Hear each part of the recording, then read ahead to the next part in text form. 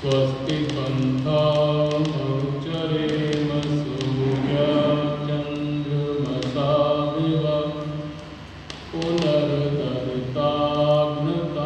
जानता संगमे महि।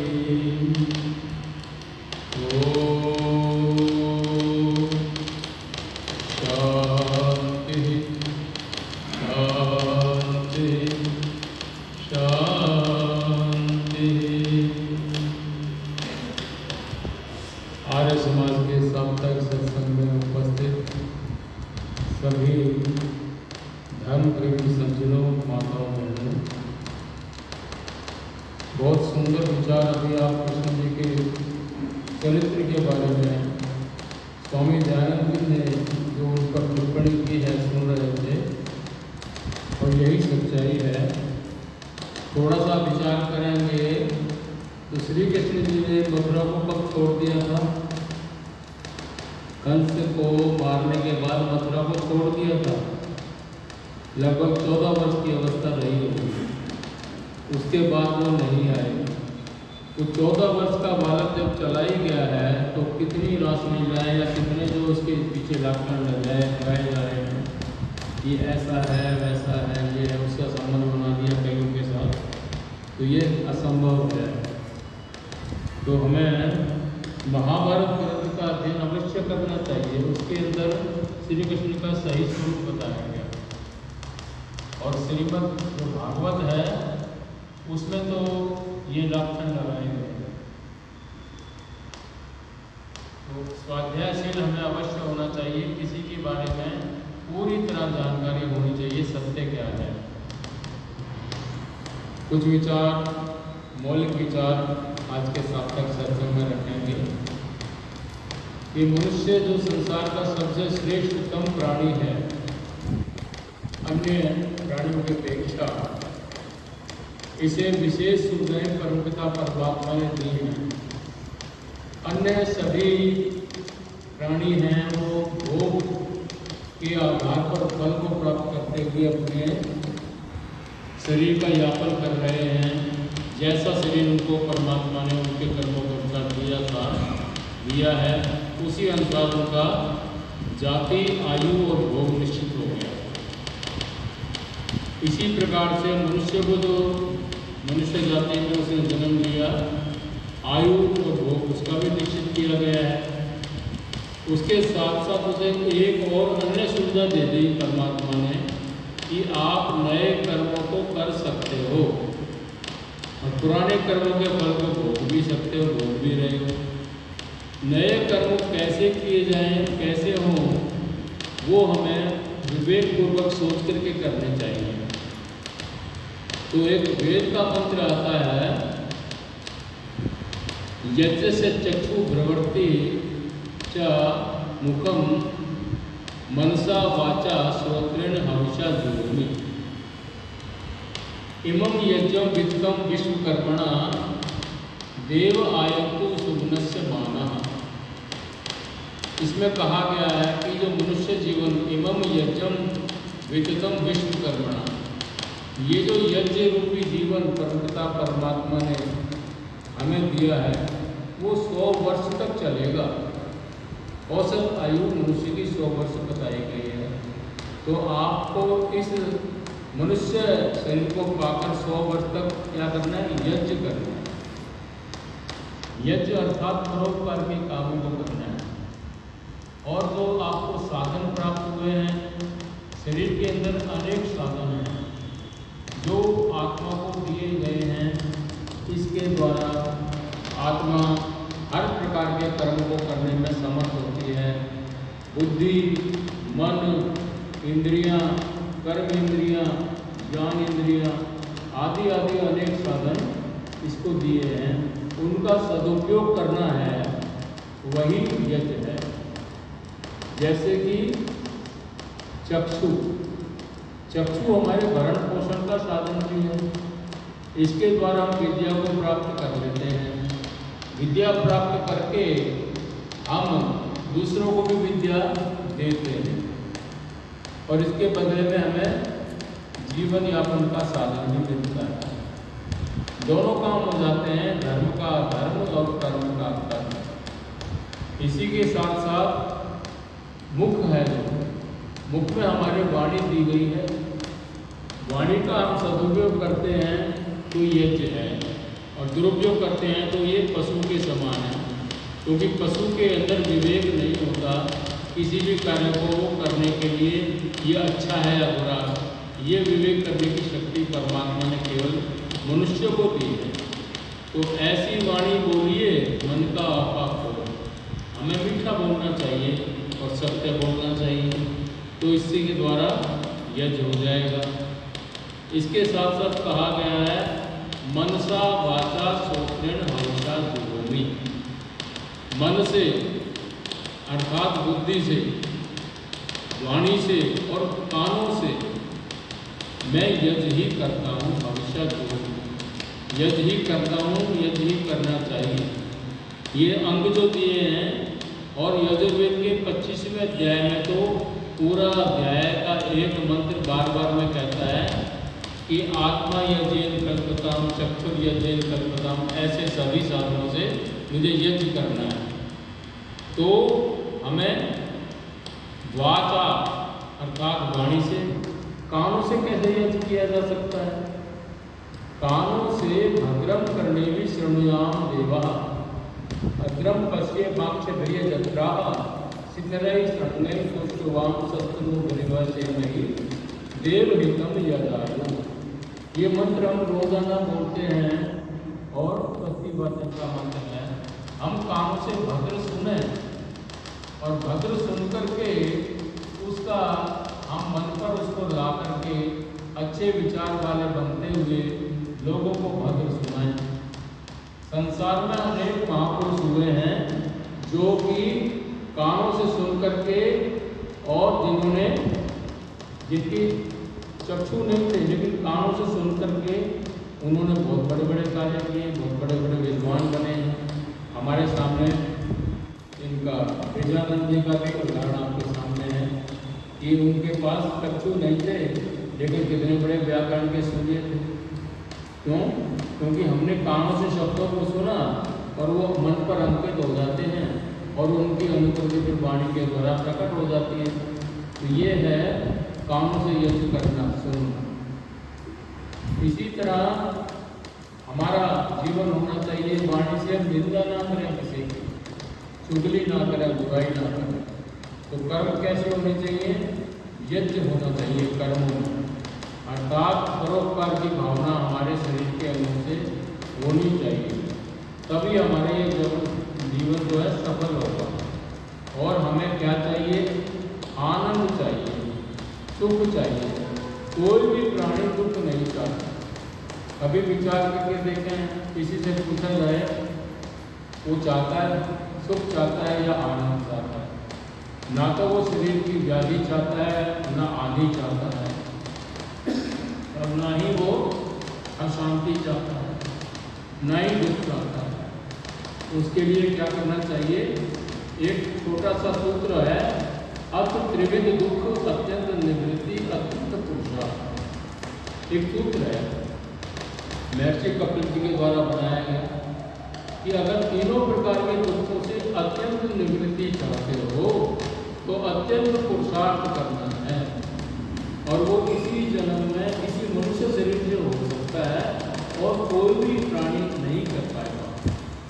तो दुख जो हैं 3 प्रकार के हैं जो सारे संसार में सबको प्राप्त होते हैं, और इन तीनों प्रकार के दुखों में अनेक प्रकार के दुख इसमें समावेशित, आदि दैविक, आदि भौतिक और आध्यात्मिक।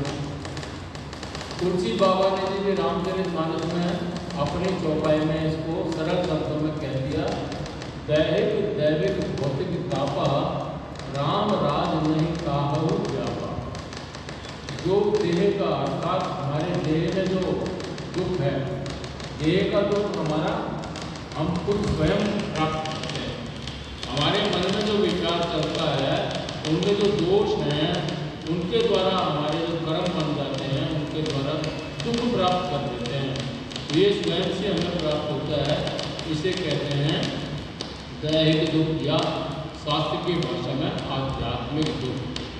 काम, क्रोध, लोभ, मोह, ईर्ष्या, द्वेष, अहंकार, आलस्य, प्रमाद और राग देश से जो हम दुख प्राप्त करते हैं। इसके बाद आता है आदि दैविक दुख।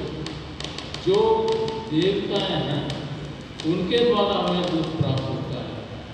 जो पृथ्वी पर हम रहते हैं, इस पृथ्वी में 5 प्रकार के देवता हमारे शरीर के द्वारा भी हमें प्राप्त होते हैं और सभी में ये प्रकृति में 5 देवता निवास करते हैं और ये जड़ देवता हैं। पृथ्वी, जल, अग्नि, वायु और आकाश, इनके द्वारा ही ये संसार बनता है। सभी पदार्थ इनके द्वारा प्राप्त हमें मिलते हैं। तो अगर ये रुष्ट हो जाए या हमने इनका संतुलन बिगाड़ दिया, भूकंप आ जाए, अतिवृष्टि हो जाए, अति सूखा पड़ जाए, ऐसे प्रकार से जब हमने देवताओं के संतुलन को बिगाड़ दिया तो उनके द्वारा हमें सभी प्राणियों को प्राप्त होता है। जैसे कि अब की बार बहुत ज़्यादा बरसात आई, बाढ़ भी आ गई, अनेक प्राणी तो मृत्यु के मुँह में चले गए, अनेक भवन भी क्षतिग्रस्त हो गए, बह गए। ये दुख उनके द्वारा प्राप्त हुआ जो हम चाहते नहीं थे लेकिन हो गया, चाहे वो हमारी अप्राकृतिक रूप से या अप्रत्यक्ष रूप से हमारी कमी रही। ये है आदि दैविक दुख। और इसके साथ तीसरा दुख है, वो है आदि भौतिक दुख, जो दूसरे प्राणियों से हमें प्राप्त होता है। जैसे कि किसी ने किसी को क्रोध में आकर के थप्पड़ लगा दिया, दूसरे प्राणी ने उसको, तो उससे जो दुख प्राप्त हुआ, या किसी अन्य प्राणी ने हमें गाली गलौज दे दी, या किसी ऐसे प्राणी ने हमें डंक मार दिया, सांप आदि कुछ आदि ने, उनके द्वारा जो दुख प्राप्त हुआ वो मनुष्य को ये आदि भौतिक दुख है। इन तीनों प्रकार के दुखों को दूर करना है तो इसके लिए उपाय बताया गया। अत्यंत पुरुषार्थ। अत्यंत पुरुषार्थ कैसे किया जाए, फिर एक और सूत्र दे दिया हमारे को गौतम ऋषि कि इसका कारण को दूर कर दो, आपको ये दुख ही प्राप्त नहीं होगी। उन्होंने सूत्र दे दिया, दुख, जन्म, प्रवृत्ति, दोष, मिथ्या ज्ञाना नाम, अनंतर अपायाद अपवर्ग। इसमें कहा गया 5 प्रकार के जो हैं कारण बताए हैं जो शरीर को जन्म देते हैं। सबसे पिछला कारण था उत्तरोत्तर अपायाद। जो उत्तर वाला है, सबसे पीछे है, वो है मिथ्या ज्ञान, अविद्या, अज्ञान। उस अविद्या या अज्ञान या मिथ्या ज्ञान के द्वारा हमें जो कर्म हमारे हो जाते हैं। चौथा कारण क्या है, दोष। उन मिथ्या ज्ञान से हम दोष करते हैं, हमसे दोष हो जाते हैं। जैसे अभी बताए गए काम, क्रोध, लोभ आदि, वो मिथ्या ज्ञान के कारण है। जिसके पास विद्या है वो नहीं करेगा, उसके पास विवेक हो जाएगा। विवेक हो जाएगा तो पता नहीं होगा इसका परिणाम किसके रूप में आएगा, तो सावधान रहता है। तो मिथ्या ज्ञान को हम समाप्त कर देंगे तो हमारे चौथा वाला कारण है दोष, वो दूर हो जाएगा। जब चौथा कारण दूर कर दिया तो उसके पीछे पहला तीसरा कारण है, वो है प्रवृत्ति। अर्थात जो हमने दोष किए ही नहीं तो हमारे संस्कार भी नहीं बनेंगे चित्त पर, जो हमने किया नहीं है। चित्त पर संस्कार कब बनते हैं, अच्छे या बुरे, जब हम कर्मों को कर लेते हैं, उसका फल भोग लेते हैं। जैसे चित्त पर संस्कार या छाप शेष रह जाती है तो प्रवृत्ति कहलाते हैं। तो प्रवृत्ति नहीं आएगी, जब प्रवृत्ति नहीं होगी तो हमने तीसरे कारण को दूर कर दिया। तो उससे पहले जो दूसरा कारण है वो है जन्म। जन्म क्यों होता है, संस्कार जो होते हैं, जैसे संस्कार आपने बनाए इस जीवन में, वो संस्कार आधार बनते हैं अगले नए जन्मों का। वो आधार बनते हैं जो हमने किया पूरे जीवन में। और उसमें भी जो सबसे ज़्यादा के जिनकी प्रबलता है, सबसे पहले उस जन्म का आधार वो प्रबल संस्कार बनाते हैं। तो हमने जब प्रवृत्ति को ही समाप्त कर दिया, संस्कार ही नहीं है, तो फिर जन्म नहीं होगा। जन्म नहीं होगा तो उसके पिछले पिछला कारण को दूर कर दिया जन्म को, उससे पहले वाला कारण का दुख। जब जन्म ही नहीं होगा तो दुख कहाँ से होगा? क्या मिलेगा? अगर हम इस प्रकार चलेंगे तो कहा गया अपायाद अनंतर अपवर्ग, ये अपवर्ग मिल जाएगा आपको। जब ये अपने सारे कारणों को छोड़ दोगे अपवर्ग मिल जाएगा। अपवर्ग क्या है? इसको कहते हैं मुक्ति, मोक्ष, परमपिता परमात्मा का आनंद। पवर्ग बच्चों ने सबने लिखा भी है, तो इसको पवर्ग कहते हैं। उसके आगे आ लगा दिया ऋषि ने, अपवर्ग। तो पवर्ग में क्या है? पा माने पाप और पुण्य, और फिर कहा पाप पुण्य किए तो उसका फल भी मिलेगा। फल भोगने के लिए आपको बंधन में है, बंधन शरीर रूपी बंधन में आना पड़ेगा, तभी तो उसका अच्छा या बुरा फल भोग पाओगे। कैसे भोगोगे? साधन तो शरीर है ना, तो बंधन रूपी शरीर मिला। फिर कहा जब शरीर मिल गया तो आपको भयभीत भी रहना पड़ेगा। कोई भी प्राणी देख लो आप, चाहे मनुष्य है चाहे अन्य प्राणी है, बड़े प्राणी से हर समय भयभीत रहता है। छोटा प्राणी बलवान से कमजोर भयभीत रहता है, जब उसके सामने आ जाता है तो भयभीत हो जाता है। तो भयभीत होने का कारण क्या है? शरीर का मिलना है, कोई तो भयभीत होगा। और फिर उसके बाद कहा माँ, अर्थात उसके बाद वो मृत्यु, तो मृत्यु हो जाती है, शरीर की मृत्यु होती है। आत्मा तो अजर और अविनाशी है, तीनों सत्ताएं अविनाशी हैं, जैसे कि ईश्वर परमपिता परमात्मा और जीवात्मा और प्रकृति, ये अविनाशी हैं, अजर हैं, ये इनका नाश नहीं होता। तो शरीर में जो है हमने ले लिया, शरीर मिल गया तो उसका शरीर का जो मृत्यु है, शरीर की मृत्यु होना, ये पांचों प्रकार के जो दोष हैं या जो क्लेश हैं ये दूर हो जाएंगे। तो क्यों दूर हो गए? तो क्या बनेगा? परमपिता परमात्मा कहता है कि मेरे पास आ जाओ, मेरे पास आ जाओ। अर्थात मेरे पास क्या है? सच्चिदानंद हूँ मैं, सत्य चित और आनंद का भंडार मैं ही हूँ और कोई नहीं है। और वो आनंद तुम्हें मैं दे दूंगा जब तुमने इन बंधनों को काट दिया। तो कहा है इन बंधनों को काटने के लिए हमें पुरुषार्थ करना है, अत्यंत पुरुषार्थ। अत्यंत पुरुषार्थ क्या है?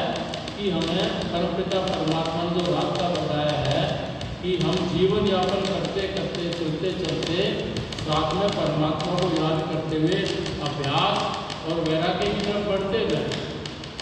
अभ्यास करेंगे, वैराग्य धारण करेंगे, विवेक ले आएंगे तो हमें ये विवेक पता लग जाएगा कि संसार क्या है वास्तविक का, वास्तव में संसार है क्या। ये विवेक कैसे होगा? ज्ञानस्य पराकाष्ठा वैराग्यम, वेदव्यास जी कहते हैं। जो ज्ञान की पराकाष्ठा है, सबसे ऊंची अवस्था है, वो अपने आप में जब इतनी ऊंची अवस्था में जाएगा तो वैराग्य हो ही जाएगा। और वैराग्य के साथ साथ अभ्यास करना है, जिसका योग अभ्यास करना है। अर्थात मैं कौन हूँ, मैं क्यों आया संसार में, मुझे करना क्या चाहिए था, कर क्या रहा। अब ये मेरे अनेक जन्म हो गए, सभी के हुए, और अनेक जन्मों में हम मनुष्य बहुत बार बने हैं और हमने यही किया है, संतान को उत्पन्न किया है, कुछ ना कुछ प्रॉपर्टी को जमा किया है, कुछ कर्म किए हैं, और फिर उसको फल को भोगने के लिए, अच्छे भोगने के लिए अच्छे परिवार में पैदा हो जाता हूँ, और अगर गलत किए तो गलत परिवार में पैदा हो जाता हूँ। 50 और 50% जो पाप और पुण्य जो होते हैं बराबर, तो एक साधारण व्यक्ति का शरीर परमात्मा देता है, साधारण मनुष्य। और जितने ज़्यादा अच्छे पुण्य किए हैं तो अच्छे परिवार में चला जाता है, जितने उसको सुख भोगने। तो इस प्रकार से ये जो जीवन चल रहा है तो हमने बहुत बार ऐसा ही किया है। लेकिन मुक्ति की अवस्था अर्थात आनंद की अवस्था को प्राप्त करने के लिए ईश्वर कहता है मैं तुझे ये शरीर दे रहा हूँ, इसलिए दे रहा हूँ कि तू इस शरीर के द्वारा ही अभ्यास करते हुए, विवेक को प्राप्त करते हुए, विद्वान बनते हुए, विद्या को प्राप्त करते हुए मेरे आनंद को प्राप्त करना तेरा उद्देश्य होना चाहिए शरीर में। तो इस प्रकार से ये उद्देश्य हम ध्यान रखते हुए अगर करेंगे तो हमारा मनुष्य जीवन सार्थक होगा।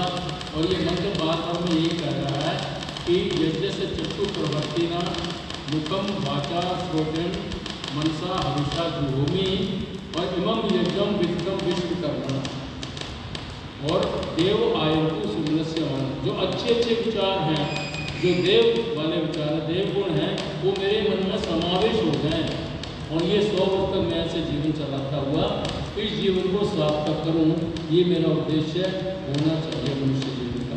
बहुत बहुत धन्यवाद।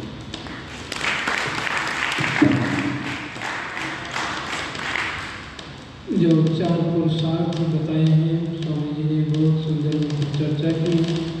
तो उसमें एक पुरुषार्थ है आनंद। इसमें धर्म अर्थ काम मोक्ष, तो मोक्ष प्राप्ति का जो साधन है तो किस प्रकार से दर्शाया, हम उसकी ओर चलें, अगर सर्वगुण बढ़ें तो हमारा जीवन सफल हो जाएगा। बहुत बहुत धन्यवाद। हमारे चिरंजीव राम जी भी आए हैं, उनका भी धन्यवाद करते हैं।